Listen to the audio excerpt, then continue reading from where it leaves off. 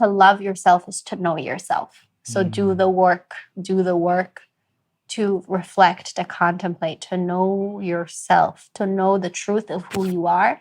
And maybe that is knowing what you're not. What am I not? What am I not? Right? So slowly beginning to remove identification with the false sense of self, and allow the truth to begin to shine through. When we have this, love is all there is.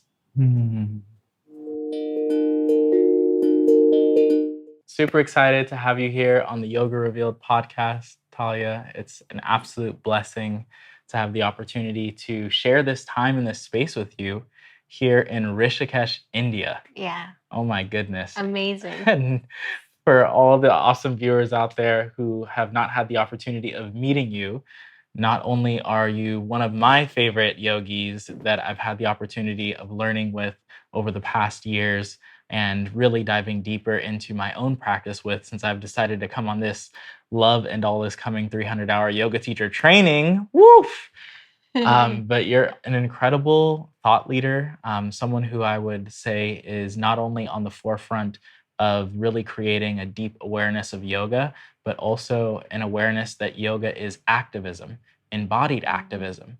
And I really feel that the way that you move in this world is an inspiration to all who you have the opportunity of positively influencing.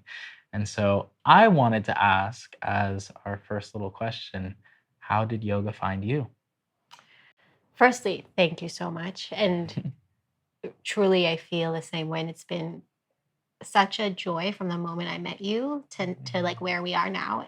It's so nice to look back, and like think of all those little moments we got to spend together over the years. And I just have so much love, respect, and awe at everything you do and everything that you are. And I'm so happy that you're here. It's a blessing to be here. Yoga found me through my mom. So you didn't meet my mom, but I wish she came on this training. You guys would be best friends. She's like sunshine and so sweet. And she actually did one of the 200-hour trainings, and she was seriously considering coming to this one as well, but it didn't work out with her time. But she was my first teacher in so many ways. And when I was 6, she was diagnosed with lymphoma, and it was pretty serious. This was like I guess, like mid-90s, different time, even in terms of what was available for cancer patients back then. It's just really intense, very hard treatments. And my mom being like just a naturally spiritually driven person, she was looking especially at that time to connect with the meaning of the truth of everything. Yeah. And that's how she found yoga pretty quickly. She got sick, and immediately afterwards, she was on this search for deeper meaning. Being faced with the possibility of death will do this to people. And she started practicing yoga, and that's how I was introduced to it. I think I was around 6 the first time around that she was diagnosed, but it went on until I was about 11. Wow. On and off. Now she is in complete remission and has been. That's awesome. Yeah, That's really and has been since then. Since about, I guess the year was like 1999 when she went into complete remission. It's always going to be a part of her life in a way. Once you've been through that, you have to go. She has to go to checkups like every 2 months or something. Sometimes they find something, they remove it. But she really never let it become a part of how she defines herself. She never let it stop her. She got a deeper appreciation for every single day, living life.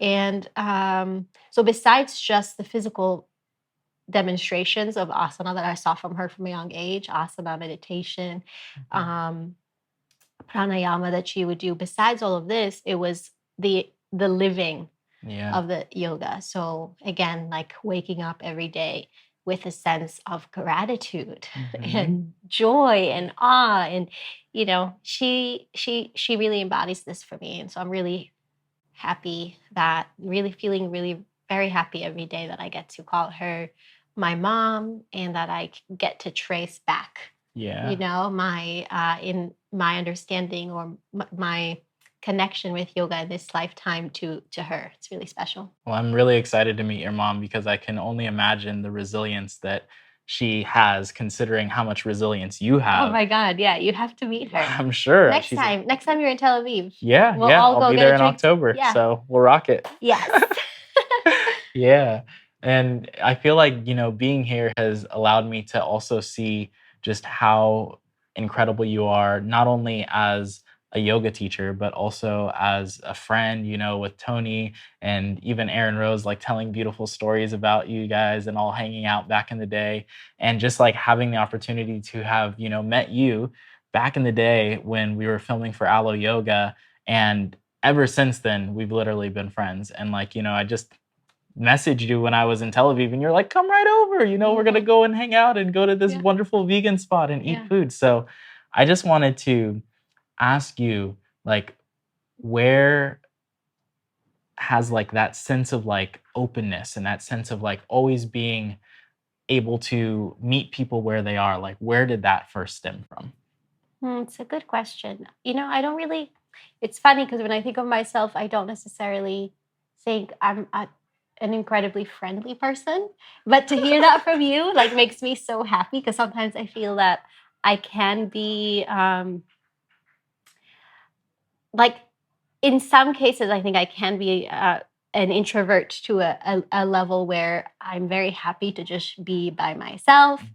And, but at the same time, I love people so much, and I think probably I could trace it to this feeling of like just genuinely loving people. I love people. I love being around people, and I love being around people who want to be sincere with each other. And I don't know if this answers your question. I don't think I've ever been asked this before, so I feel very like I need to ponder this myself. But I think it comes from, like always, our relationships with others are going to be an extension with a relationship that we have with ourselves. And I've always been really fierce in my determination to have a true relationship with myself and cut all the BS out. I want to know exactly what's going on with me. I want to know how I feel. I want to take responsibility for my feelings. And so I think when I do this, naturally the relationships with other people take on a similar shape or form. And I think that I especially love, you mentioned Tony and you mentioned Rose Aaron. These are people who are, so committed to service and to giving, to educating, to their practice, to the embodiment of yogic values.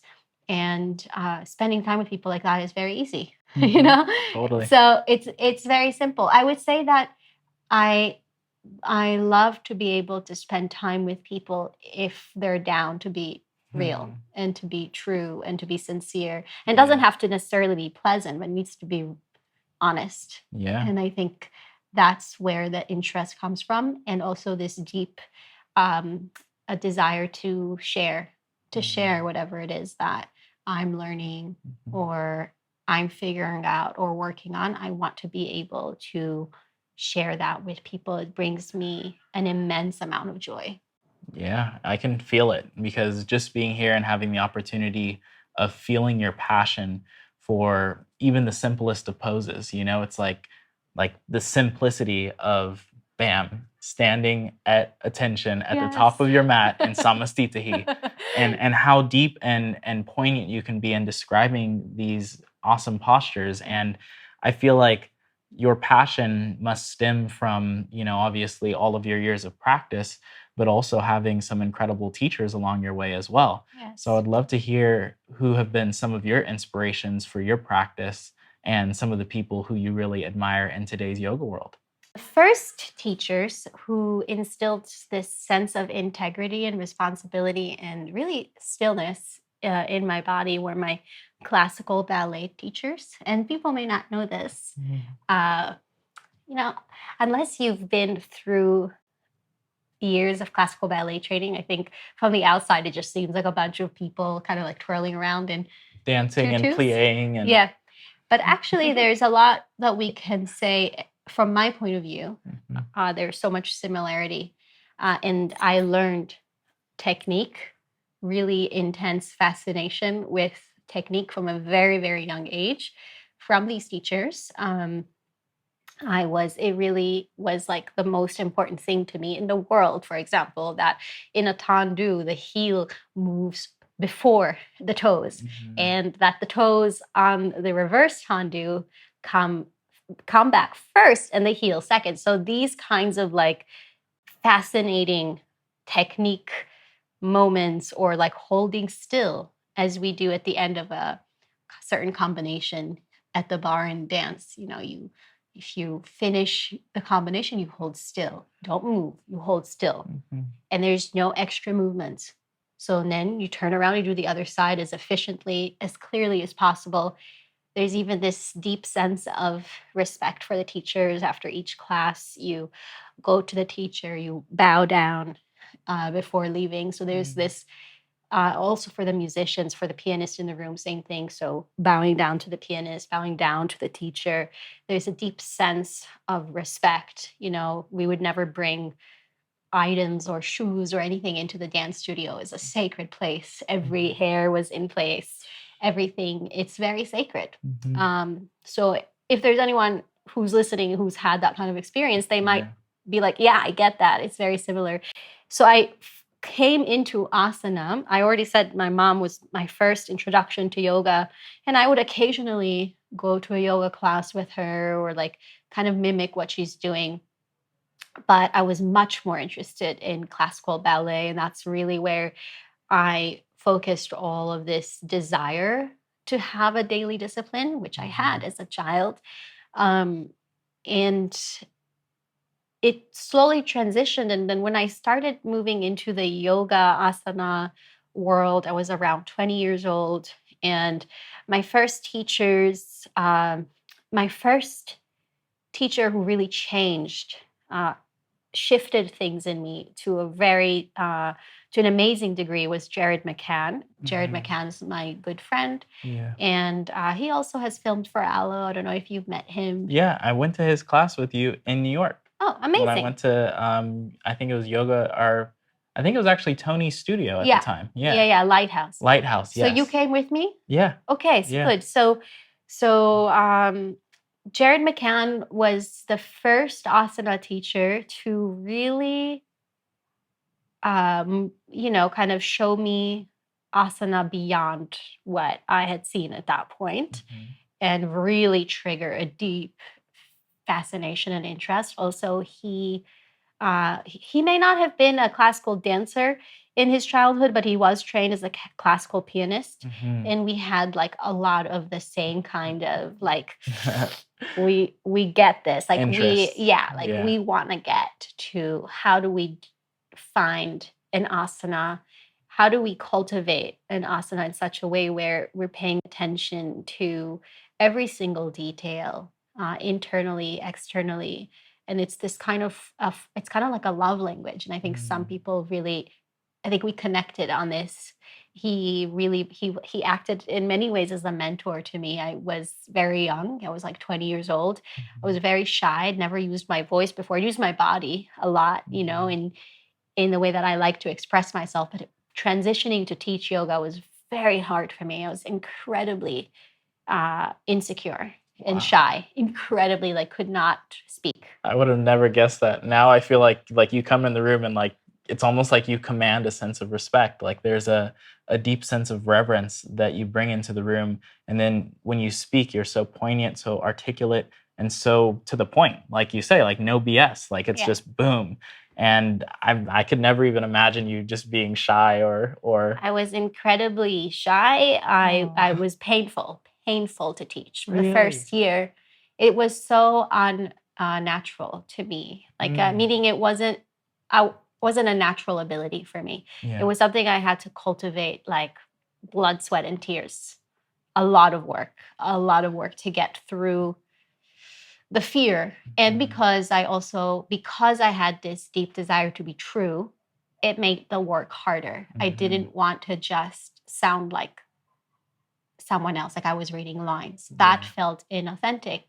I didn't also want to just say something that I wasn't 100% stand behind. So also that limited me. And when you have those kinds of fears of not being true, then it's almost like I can't possibly speak because nothing I say will be worthy of this amazing tradition and of this knowledge.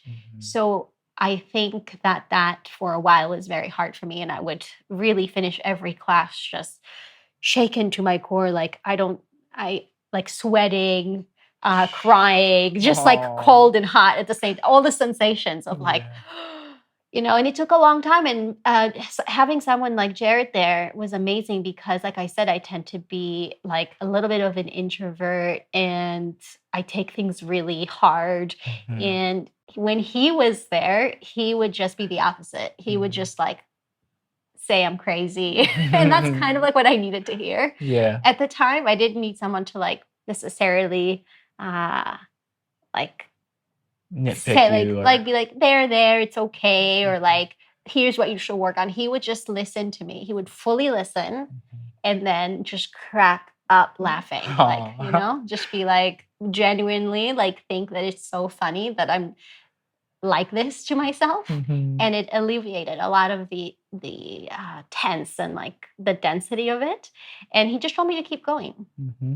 So him and my mom also along the way was someone who stayed all throughout all of that time, also encouraging me and saying that beautiful things, like that she knows my intentions are pure and to just keep going, to not give up. And it's nice to have people like that.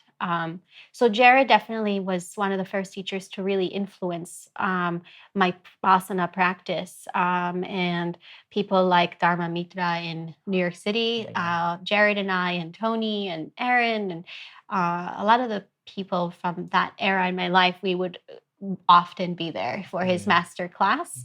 And and we would take his class together. Definitely just being in the presence of that community at the time was inspiring. And also being around a teacher like him, it was deeply inspiring as well. And I learned so much. I'm trying to think. And of course, so many teachers that I may not on the spot remember, but I would say an incredible amount of very kind and generous Bikram teachers from the Ghosh lineage who were amazing to be around. Wow, an incredible community of people that, now maybe the name Bikram, of course, can be so challenging to be associated with something positive, but I'm not speaking about the man, I'm speaking about just that in that time, these studio owners and practitioners who are not him, who are different people, just practicing this style of yoga and being just so incredibly welcoming and generous. And I learned so much from being involved with this community, very strong community in New York City, doing the championships. I learned a lot from Mary Jarvis as well. I actually wanted to ask you a little bit about that whole lineage, and a lot of people are not familiar with who Ghosh is. I wasn't even familiar with who Ghosh was until I came to this yoga teacher training, and then I was like, I actually did see that man's face on the wall at the Bikram studio that I practiced in when I first started in San Luis Obispo. And I was like, wow, like this is so wild that, we hear of this, Bikram yoga and it being Bikram's postures, but really he basically took the best postures out of this incredible practice that was actually synthesized by Paramahansa Yogananda's brother. Right. What? Like, you got to tell me more about this. Yeah. So a lot of people don't know this, but Vikram Chowdhury was a student of Vishnu Charan Ghosh, who is the youngest brother of the Ghosh family. Ghosh is the birth name of Paramahansa Yogananda. He took on this spiritual name later in life, but he's a part of the Ghosh family based in Kolkata, India. And the Ghosh brothers worked together and then 1920s, 1930s on a lot of research to revive Hatha Yoga knowledge. They came up with around 84 postures. They say 84, I think it's a bit more than that. But they came up with 84 postures, which is really a classic number of asanas in Hatha Yoga history. And anyway, it's a long story, but Bikram did study with Ghosh, and when he decided to come to the West in the 1970s, I believe, he eventually started putting together a sequence. At first, he was teaching the asana like Ghosh does, which is whoever comes, he gives a kind of prescription, a number of asanas that they should do for a certain number of time, and then come back to see him and see if things have shifted. Almost as if like a doctor would prescribe you Exactly. like a medicine. It was like a specific yoga postures. Exactly. Oh, you give a prescription. So you need to do such and such, do it for 3 months, come back, see me after 3 months. We see what we need to now shift.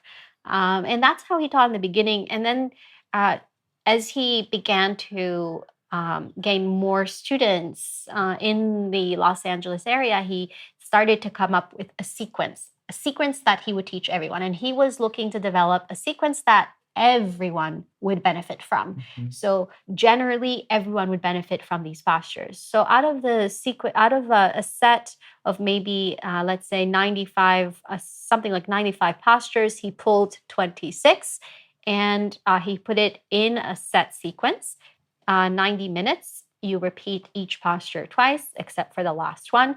And this is what most people know. But what most people, again, don't know is that this is derived from a specific lineage based in Kolkata, India, that you can still go visit today. So you can still go visit the Ghosh family now.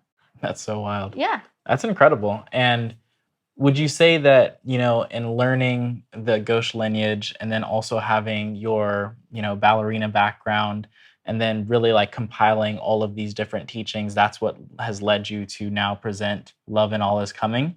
And what is the ethos or the actual like foundation of Love and All is Coming?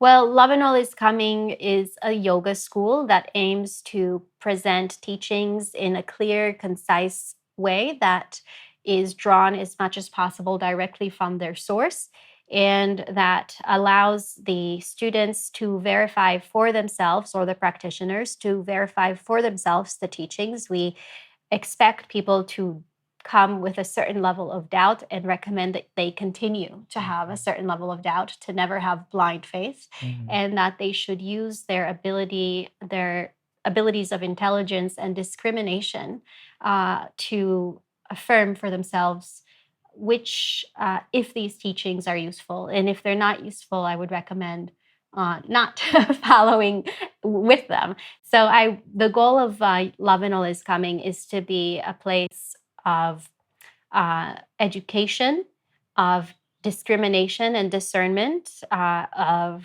developing non-attachment and non-passion, but all under the umbrella, all of this education being sourced from the mulayama of ahimsa. So non-harm is the backbone tenet, the foundational stone of Love and All is Coming. So do all of the work through non-harm to oneself. That in that way, these actions are loving actions, and they are not coming from a place that is misaligned.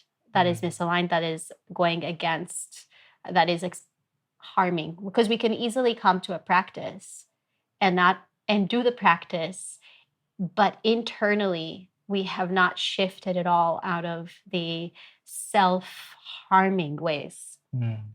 So many times this can happen, and then it leads to a practice that is not sustainable, that is not illuminating, that is putting us even deeper in full identification with our mind, just a different kind of identity, but still attaching a very strong identification. So Love and All is Coming is here to provide loving education, to provide a place where people can connect with each other as well, to meet people and to, I think, some of our trainees, they develop these lifelong friendships and connections. So I think that's also a part of it. But I would say my primary reason for starting this school is to firstly allow myself to be of service so that I can teach, because that's something that's so important to me. But also to bring incredible teachers to this platform and bring people together and really allow for learning to take place, for unlearning to take place, for revelations made simple as we can. These are all things that drive me to continue and build Love It All Is Coming. Well, I'm so excited to have the opportunity to be here, diving deep into not only the practice of asana, but also the depth of learning the Sanskrit knowledge and the depth of diving deep into anatomy, and also just really having this opportunity of being immersed in yoga in India. Yeah. Like, absolutely. This is the home. This is the real space of the darshan. This is the space of the divine Leela, the real wisdom, and it's an honor and a blessing to be here. Thank you so much.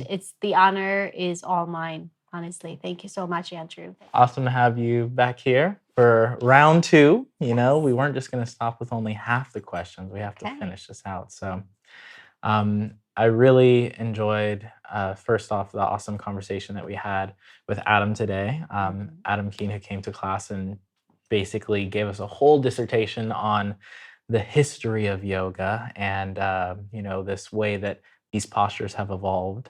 And I wanted to ask you, because last time that we had our wonderful conversation, we talked a lot about how you came from this athletic, or what I would call like a dance background from ballet.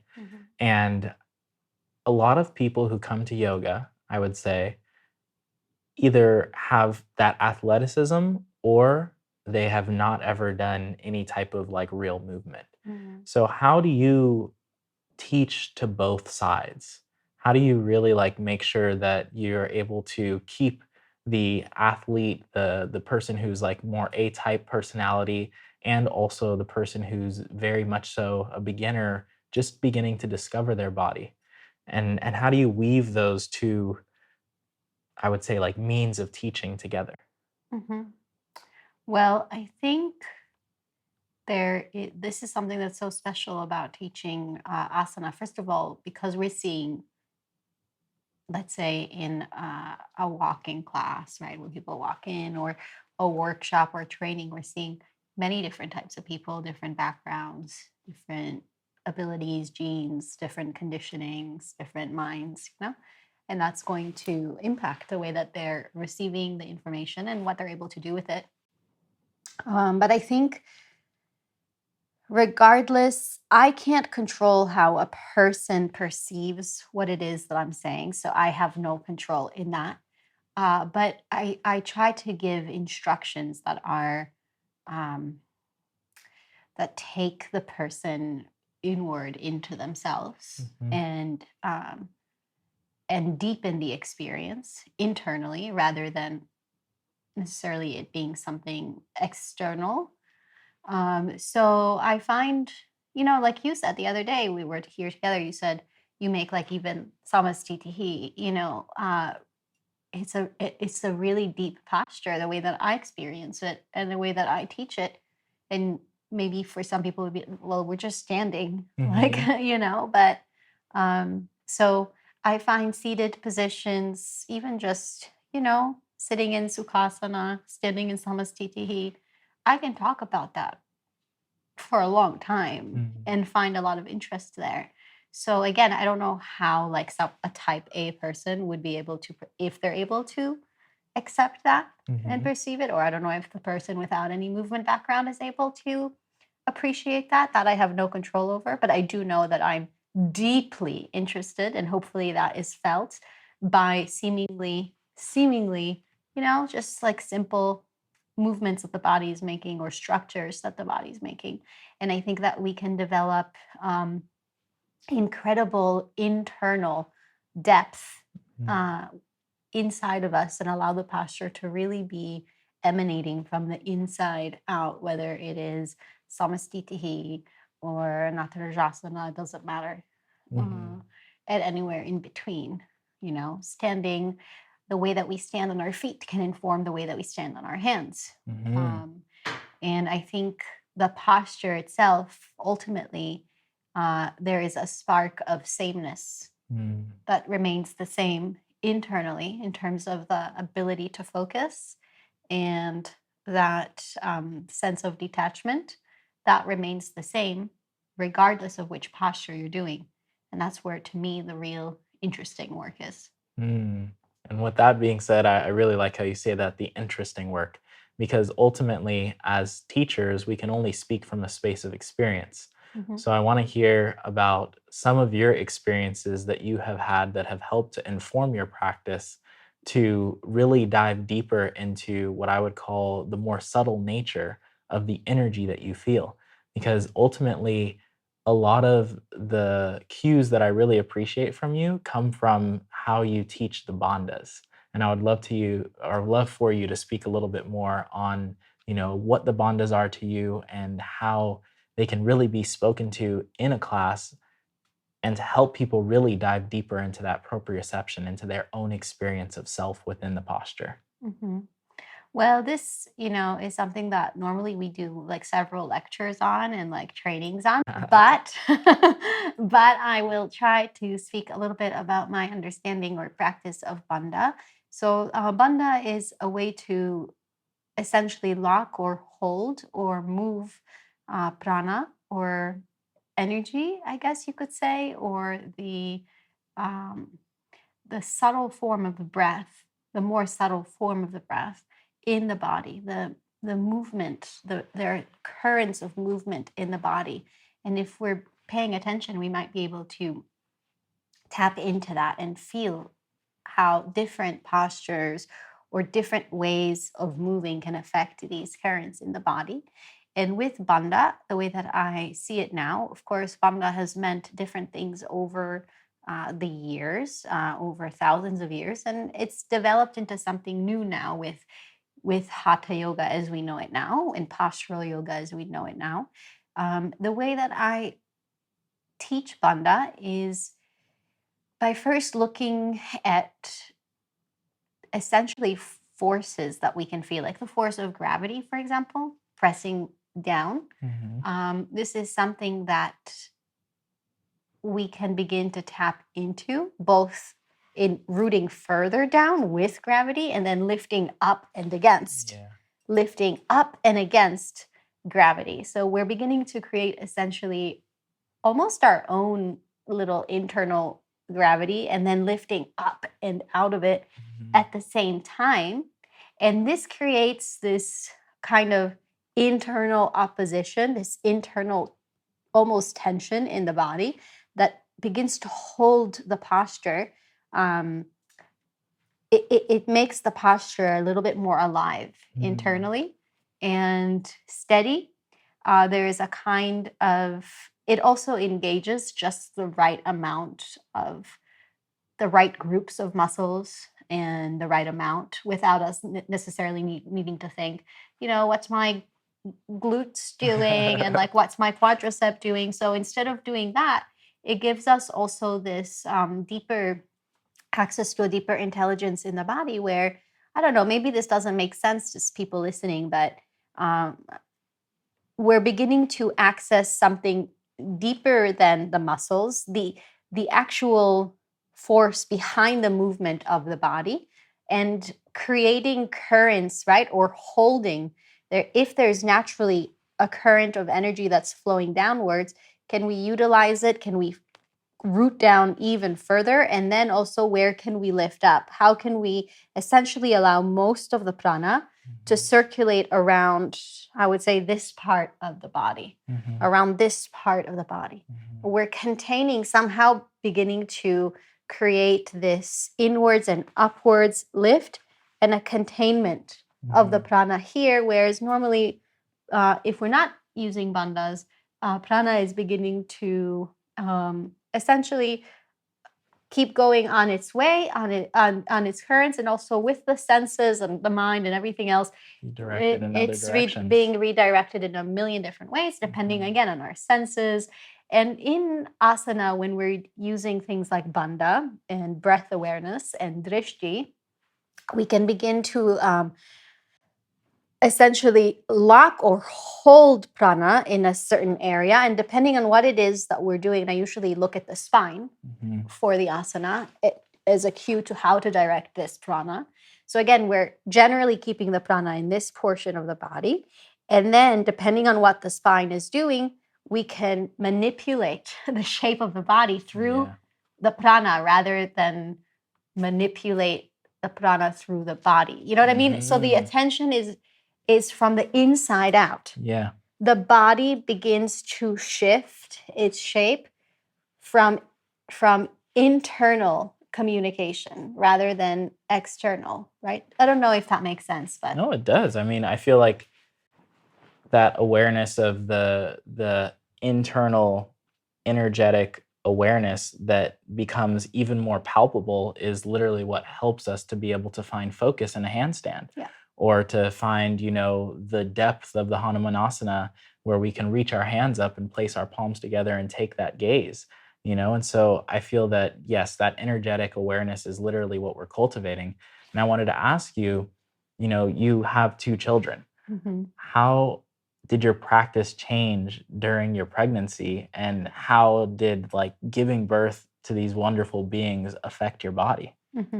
Well, my asana practice is not quite as intense as it used to be. So, asana and all of the hatha yoga practices, they used to be, my primary practice. And then that shifted over the years. I'm 35. And I told you I've been doing this kind of intense physical effort even prior to my asana practice and all of the hatha practices, which I really went full in. And for many years, it was again just full intensity there, and that's what I needed at the time. And then I think around age 28, 29, 30, it's slowly we see there's a little bit less of that was interesting to me. So while I still keep up, I think movement is medicine. I think movement is necessary for humans, so we should move. And I love moving my body, and I move my spine generally every day in every direction. So side to side, backwards, forwards, inflection and twist. I will do that every day. Yeah. But it'll happen when it happens. Whereas in the past, it was a very strict discipline, and I would do, hours long practices. This is not the case anymore. So even before my pregnancies, I was already beginning to shift out of asana being my main primary practice, and beginning to shift a little bit out of that. And then when I was having when I was pregnant for the first time, everyone experiences pregnancy a little bit differently. And to be honest, besides the obvious physical changes, there wasn't too much going on for me other than that. So I didn't have a lot of things that, other people have told me about. I essentially kept this. No morning sickness or any of that kind of stuff. I just didn't have anything like that. So my lifestyle stayed the same. Actually, both pregnancies. I think the second pregnancy, I led 6 different trainings up until I was 9 months pregnant. That's incredible. I'm not saying that, and please don't take this as I should do this, and I should also. I think that most of the time, pregnant women should definitely take it easy, much more relax. Coming from you, doing yoga and training until 9 months. That's incredible. But I'm saying that's fine for me. It's probably, I don't know how it is for you, and I don't think that we should look outside of ourselves to know what's okay with us. I'm just saying that was more than okay for me because my energy levels were the same. I didn't have aversions. Sometimes we get like sensitive to things. Nothing happened other than the fact that I was growing a baby. Nothing happened. And, I was like pretty much able to demonstrate everything except for like, like spinal flexors. You can't no do locust twists. pose. Yeah, no locust pose. I could still do a fair amount of things though. Wow. And that was really fun. It was really fun for me to spend my pregnancy doing what I love the most. And it was really fun. But again, that I think what's important to highlight here is like we should not think that this would be the case for everyone. This is what was true for me. I have very peaceful pregnancies. They're very nice, easy. I do get huge. Both of my babies were, I think Akiva was 4 kilos. So that's about 10 pounds. Yeah. That's like a huge baby. So especially for your size. Yeah. I get so wild. Huge. Yeah, I get huge. I get really big. So that's definitely different in terms of like how my body feels. Yeah. It's like very different. But again, no pain, no discomforts. Like I really do love being pregnant. I think birth, this is like would have to be its own podcast, I think, about like my birth stories. But both my first birth, I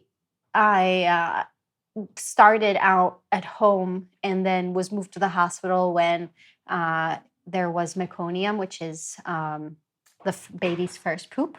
Meconium was mixed in with the water which broke. Yeah. And that's a sign of like babies in some kind of distress. Yeah. And after, several, I don't know how many hours it was, 8 hours or something at the hospital with not much progression, doctors are obviously now beginning to say like, okay, it's time to do something. Yeah. Like it's been too long. And for me, I also felt like, okay, like I'm feeling very much like the right thing to do right now is to elect to have a C-section. I feel like this is the best thing for me. Again, like a 10-pound baby is quite huge in a tiny frame. Like I'm very small. And I felt at peace and at ease with that, especially when I elected it completely conscious. And it wasn't in any way an emergency or like stressful. Everyone stayed really calm and it was my choice. And I would say it was beautiful. It was beautiful because I was still awake, right? Sometimes in an emergency C-section, the woman is not induced and put under and unconscious. So I was awake and he was immediately placed on me. It was a beautiful moment. And then the second time around, because my pregnancy with Elisheva also she was just as big, and I didn't want to risk anything. So at that point, I scheduled a C-section. And I worked with a doctor that does a very specific technique where even with a C-section, there's like a breathing mechanism. And Ezra and I both saw the baby actually come out as I exhaled. Wow. Right? So usually the surgeon inserts his hand into the incision and kind of pulls the baby out. And in this kind of special technique, I exhale slowly into this kind of like tube, and with the team of doctors' instructions, the number of exhalations help to push the baby out, almost as if it's a vaginal birth. And it's really cool. We saw Elisheva come out, and they immediately placed her on me, and there was, it was a special technique, and because it's scheduled, again, everything is set up a certain way. So both were beautiful. I think every birth is beautiful as long as we feel that we are active participants and that we're at peace with what's happening. And, so I had amazing times. And also after birth, I can't complain. Like, it's been really great. And I think a lot of that has to do with also my perception of body and pain and recovery and all of that, kind of spoke about that today with Ron Aaron. The idea of pain and where does it really exist? Is it in the body? Is it in the mind? Right? So where is it and how can we change maybe our relationship to it. So I've had incredible experiences with both pregnancies, births, and also post-birth.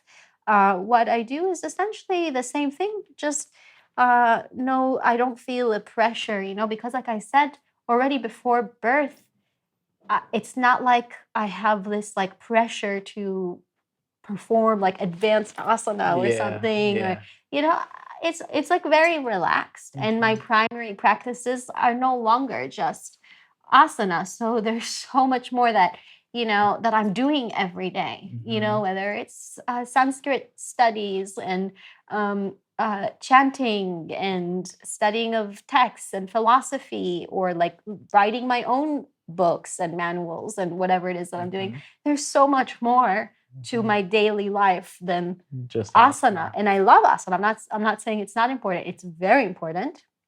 However, it was never an issue for me to be like, oh my God, I can't do what I did, 10 years ago, or because again, it's like there's such an ocean of things that I'm interested in. And you're really practicing that deep sense of contentment, being content with exactly where you are, and realizing that, this next phase of life will be different. Yeah. And that acceptance is what brings forth ultimate joy. Exactly. Yeah. So contentment, when there is contentment, it exactly holds the key to joy and to enjoyment in life. So definitely like there's so much every day that I'm curious about and grateful for, just having a nice time. As you should be. Yeah. Really excited to have you back here on the podcast. Thank you. Super stoked to have this opportunity to dive a little bit deeper into now what I would call the continuous expansion of Talia and Love and All is Coming. Yeah. So I'm really stoked because, being here at this teacher training, is this your first 300 hour? The first 300, yes. Oh my goodness. I got to experience Talia's first 300 hour, and it's been incredible. Yeah. And so I want to hear, what is your vision for this incredible Love and All is Coming school? What is your vision for the continuation of how you're going to continue to teach and share your wisdom in this world? I never have too clear of an idea. So I am very much grounded in this moment now. And then how everything has happened so far is usually that people will, like large amounts of people will begin almost like a wave, like suddenly a lot of students are messaging me, whether through email or through social media or through my app, and they're asking for something. And this sometimes happens. That's how I started with the 200 hour. And then the same thing happened with the 300 hour. And I said, okay, well, that's the next thing to do. And I take those messages really seriously, especially when it comes in large numbers. And I'm like, okay, I know what I have to do now. So a lot of times it really is something that I respond to rather than create by myself. And I don't really know exactly how this will continue to grow. I hope that I can continue whatever happens to just stay sincere and continue to expand myself, right? So when I expand myself, when I do my studies, then I think this is what allows for expansion of Love and All is Coming, and for the students who come and study with Love and All is Coming. So I know that I can work on myself. And by that, I mean, apply what I know, integrate it and embody it, meaning be completely, have such a level of understanding of what it is that I'm studying and learning and practicing that it becomes essentially the nature of who I am, or maybe removes the non-truth to such a degree that the truth is able to shine through. And I think if I'm able to continue to do this, then Love and All is Coming will grow, although I have no idea. I don't know what's next. I mean, a lot of people in the teacher training right now are asking about a 3,000-hour university. Yeah. So come on. Yeah. Where are you setting up? Rishikesh, Bali, Yeah. Costa Rica? I don't know. I think that would be cool. Maybe somewhere surprising like Scotland. Oh, wow. Yeah, for that talk about the cold. I mean, Yeah. we'll all be bundled up. Yeah. I was thinking when someone said that, like a university, I was like, okay, we can do like Dr. X, you know? Is that what it's called? Yeah, yeah. It's cool.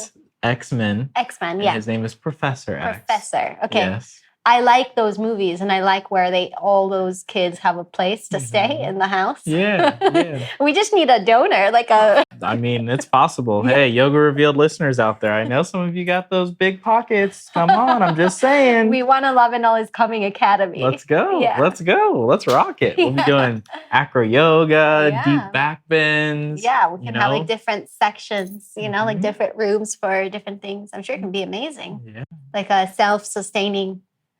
No power outages. Yeah. Straight up, fully immersed in the off the grid vibe, while at the same time fully sustainable. All the fruits growing. Yeah, I think this could be amazing. Who knows? Maybe that is a part of the future. I don't know. Definitely isn't something that none of this ever happens just because of me. It's because, you know, people ask for it, and then I do what I can to accommodate people's wishes and you know what they're seeing. And when it comes to trainings, that's really something I can do. I can say, okay, I'm going to find a place. I'm going to find the best teachers to come and help me with this. I'm going to spend my time creating the program and writing the book, and I can do all those things. But, you know, for a vision of like a place in the world where people can really come to Love and All is Coming on a regular basis, yeah, maybe. I think that really definitely would require lots of external help, though, if that was to happen. Yeah, it takes a team to make a dream. Yes. Yeah. You would know. Yeah. Yeah, we are making dreams day by day. So I also wanted to ask you, you had mentioned, you know, like a cultivation of this deep sense of authenticity. For your students who are just now learning to teach and getting into that space of really sharing their heart fully, what would be 3 steps that you can give them to really cultivate that deep sense of authenticity, not only with themselves, but also when they have the opportunity to present themselves as a teacher? 3 steps. 3 steps. The method, authenticity. Okay. Come on. We're all about the easy, you know, actionable steps. Come on now. Okay. So the question was how to be more sincere. Is that what you said? Authenticity, cultivating authenticity in themselves, and also in being able to share that with others. Well, I would say the first step is knowing how it is that we're behaving or taking action that is not rooted in truth. Like, first we have to know what those behaviors are. Like, what are the words that I'm using, or actions that I'm taking that are actually not rooted in the truth of who I am. And you can know this by when you reflect on your day, or you reflect on something that, you know, comes up in your consciousness, in your mind, and you're like, oh, I don't know if that was what I wanted to say. I didn't mean to say that. That happens all the time. That happened to me like a few days ago. I was like, I didn't mean to say that. And then we have to, so I would say that's the first step, is to kind of reflect on where it is that we're saying something or doing something that doesn't align necessarily with our truth, or is rooted in our truth, or the truth that we would like to cultivate, right? So that would be one, reflecting and knowing, acknowledging those things. Then the second step would be not to get in this kind of punish mode. Like, once you discover what those are, I think it's a good idea to forgive yourself, right? So to accept and forgive yourself lovingly, to embrace yourself and say, that's okay. I said that, I didn't mean that, and that's okay. And if you need to acknowledge it with a person, like let's say you said something to someone, but then you reflect on it, like, that's not what I meant. I could have said it better. Then owning it, right? with ourselves, and then taking responsibility, if possible, with the person and saying, can I just please say, yesterday when I said that, this is what I actually meant, and I'm sorry if it didn't come out the right way. So taking responsibility, whether it's internally or internally and also externally with someone. And number 3, having faith. So once we have acknowledged the things that we're doing that may not be aligned, and then we take responsibility for them and accept them and forgive, then the 3rd step is now to have faith that we will do the best that we can, right? We'll do the best that we can, and we leave the rest, leave the rest to God, or leave the rest be. So however you like to think of it, and then, repeat the process. I like that. Okay. Simple. Good, that was a great 3-step. Come on, let's go. On the spot. Yeah, that was good. Awesome. So I got another one for you. Yeah. So your training school is called Love and All Is Coming. And I feel like that is such a profound concept.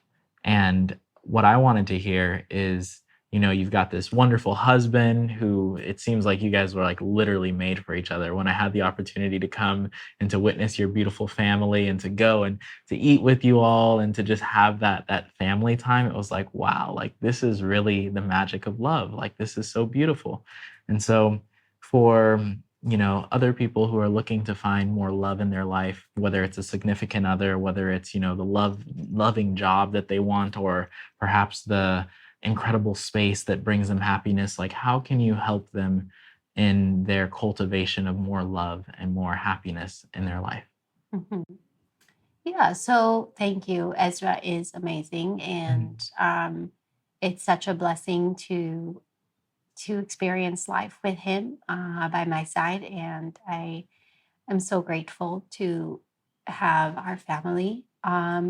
Love can come in many different ways. So it doesn't necessarily have to be, a romantic relationship or a partnership like that. I think that love is in everything. I think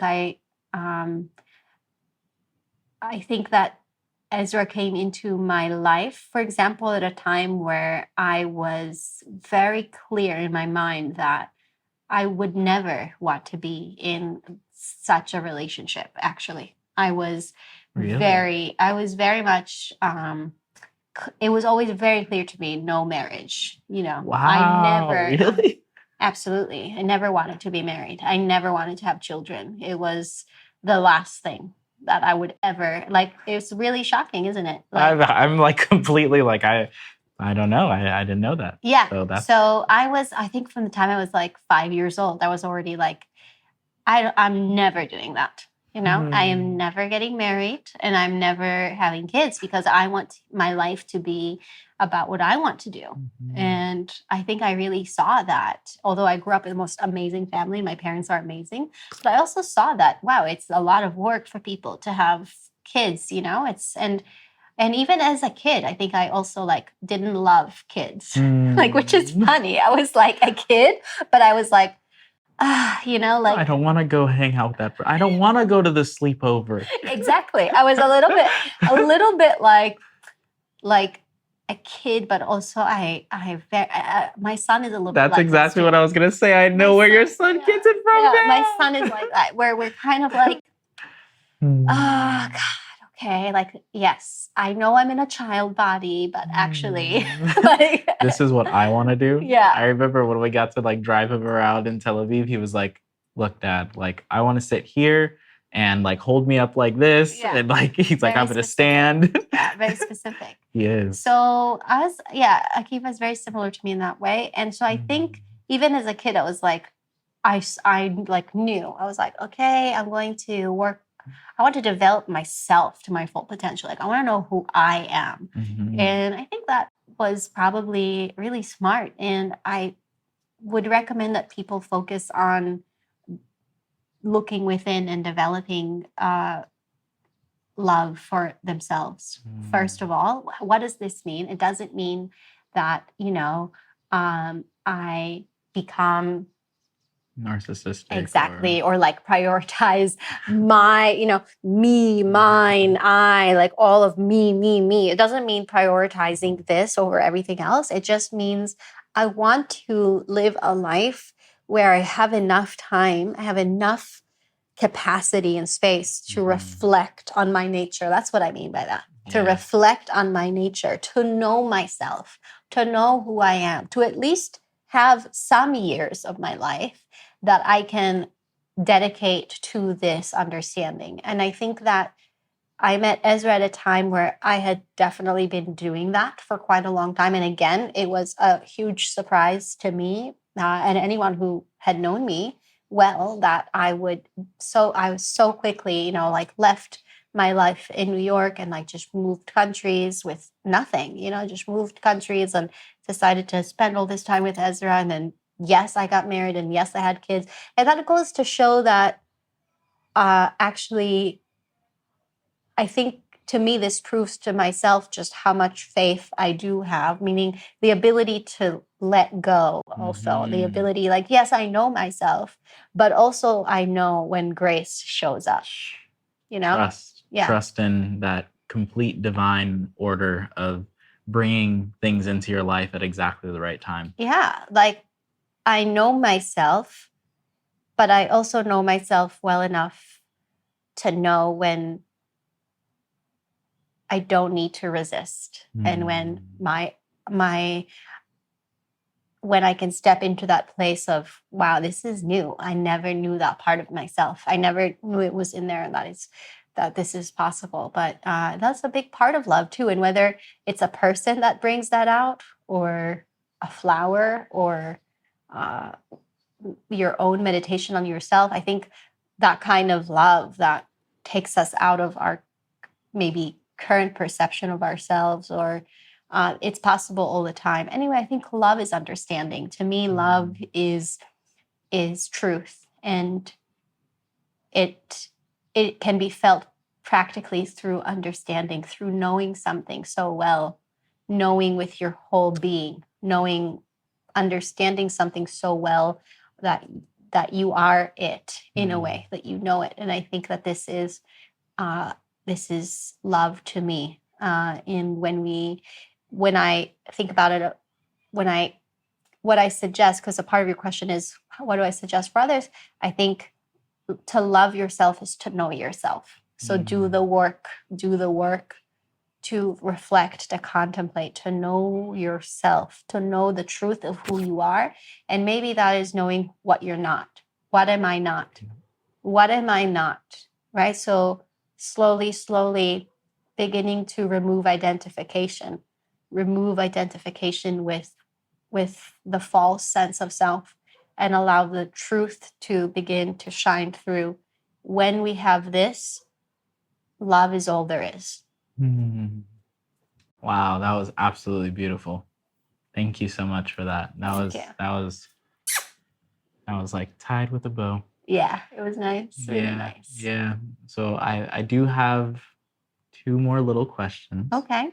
And one of them happens to be one of my favorite questions to ask yogis, and it is, how do you define yoga? Okay. Very similarly to how I would define love. So to me, yoga is both a means and a goal simultaneously. So yoga is the samadhi, or the embodiment, the complete absorption in truth, but it is also the path to that truth at the same time. So it is the means, and it is also the goal simultaneously. And I see it again as the freedom from falsely attaching ourselves to notions or concepts, and living our life based of these false concepts, living our life with these identifications, strong identifications, which then create how it is that we respond or react to our environment, internal and external, creates a lot of suffering and misunderstanding in the mind. And I think that yogis are able to liberate themselves from suffering through understanding of what they are not, understanding of the mind, understanding of the cause of the suffering, and then the effect of the suffering. And with time, this understanding, like I said, the more we concentrate on something, the more we meditate, contemplate, listen, reflect on something, the more the intelligence there grows, and the ignorance begins to fall away. So yoga is all of those things. It's the practices, but it's also the result of the practice. Yoga is something that's necessary. Yoga practice is something that's necessary for those who want the truth. And it's there for people who are seeking this truth in themselves.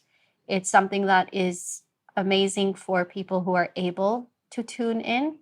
But also the magic of it is that it makes itself available to everyone. There are so many entry points, and all of them are beautiful. And it kind of touches people exactly where they need to be touched, and people are able to connect with yoga. Almost everyone, you know, can just connect with something. You know, I've even seen when I was briefly living in Jerusalem, I would see, like, you know, super ultra orthodox, like, women, you know, like ultra orthodox, very religious, but they would be so curious, you know, about yoga, and like, can you teach me like yoga? What is it? It's like so interesting, and they loved to learn like how to breathe, you know, like how to use their breath, how to meditate on their breath, how to like just do simple movements in their spine and concentrate on the spine moving or meditate on that. And that was, you know, it just goes to show that it's also something that is universal. To me, yoga is also universal. It transcends all apparent differences. It's a truth that everyone can experience. It's not based on blind faith whatsoever. It's also something that people can verify. Like, yes, yes, it works. You know, that's what I also love about it. Definitely. It's definitely not. I would never be able to practice anything where I just had to blindly agree, you know? And yoga is perfect also for those people who want to understand deeply and want it to make sense, and want there to be a clear path and a goal that is stated, you know, and that's what I love about it. It's all of those things. Definitely. That was such a dynamic answer, and I really appreciate you really diving into the depth of it being not just a result, but also a means to getting to that result. And that leads me to our golden nugget. So for the practitioner out there who may be someone who is losing hope or losing faith, or in that space of, you know, feeling like there's more darkness than light, what would be a word of advice that you can give them? Firstly, it's okay. You know, if you're feeling this way, it's okay. Feelings are coming and going. So it's okay to feel whatever it is that you're feeling at the moment. And there is a lot of pain in the world, and pain that's involved in being alive. So if we sat here and tried to look for reasons, you know, like if we listed all the suffering of the world, it would be really upsetting, you know, to think about all the people and animals and plant life and just beings everywhere that are suffering in some way. Obviously, there is suffering. And this is what all of the darshanas, all of the philosophies that come from India all agree on, right? That suffering is a part of being here. It's a part of being here. So firstly, if you're feeling pain, if you're feeling that there's a lot of darkness, then in a lot of ways, you're right. There is a lot of suffering in the world. And it's important to acknowledge this and to feel the depth. And I would say, let yourself feel the depth of that pain and sorrow. And at the same time, if you can feel the depth of it fully and maybe even let it be expressed through you. So feeling it means allowing it to be held and embraced and expressed in some way. So whether it comes out through weeping or crying or praying or writing or movement that helps you to channel that energy, whatever it is, I think the important thing is to acknowledge it, not to feel guilty or bad for feeling the way that you're feeling, to let it be expressed in some way. And then also to know that those feelings don't define you. So the feelings are valid, they're fine, but also they are not ultimately who you are, right? So it's kind of like you can think of all the thoughts and all the feelings that you're having that may bring you down and may be dark. You can think of them as being little waves, right? Little waves coming up in the ocean and coming back down, coming up in the ocean and coming back down. And you are watching, right? You are watching these waves and you are able to observe them. And once you are able to make that distinction between my feelings, my thoughts, and the observation of them, right? Make the distinction. I think this is very helpful. So at least to know that you're not your thoughts, and at least to know that you're not your feelings, and to know that whatever you're feeling is fine and that it passes with time. And then also at the same time to begin to cultivate contentment. How do we do this? By allowing life to be, right? Whatever is outside of your hands, outside of your control, let it be. Let it be. So there is a kind of spiritual endurance that's being developed. It's outside of I can reflect on myself. I can create less harm with my intents and words and thoughts and actions. But there is a lot of things that is outside of my hands. So this is where we see the concept of faith or God as being a kind of almost a psychological need for people. Like we need to be able to communicate or have faith in the divine or in the larger picture. There's a lot of things that if we're zooming in too close, none of it makes any sense. So also creating some spaciousness, consider who you are and who you are not. Consider what actionable steps you can take to reduce suffering and what you cannot do, what is beyond what your personal actions are. Either way, I think that the most important thing that we can do in the world to improve the world is to liberate ourselves from ignorance. All right, so the best work that we can do is to embody the change, to be the change. You do that yourself. So when we get overwhelmed with everything that's going on in the world, and there's so much, right, to fix and to do and to shed light on, it's overwhelming, it's dizzying. But what can we do breath by breath, word by word, day by day? Slow down, zoom out, zoom in, right? Sometimes we need to zoom in, look within. Sometimes we need, when we get overwhelmed, zoom out. I'm on earth, a ball in space, right? Yeah. Zoom out a little bit. And see then the big picture. See the big picture, then zoom right back in. What's in my heart? What's in my heart? What qualities am I cultivating? Right? So with time, when we know what we're not, we know what we are, we allow space for feelings to move freely, right? In the ocean of the mind. And we have a sense of contentment with what is, meaning acceptance of what is. From here, joy can also begin to grow from this sense of baseline contentment or gratitude for what is. Even if challenging feelings arise, I let them be. Definitely. Well, thank you so much for sharing your wisdom. And the Yoga Revealed listeners are brighter and lighter for the wisdom that you shared today. Thank you so much, Andrew. Thank you for being here. Thank you for having me. Thank you, Talia. Blessings. Thank you so much. Appreciate you. Thank you. Thank you, Andrew.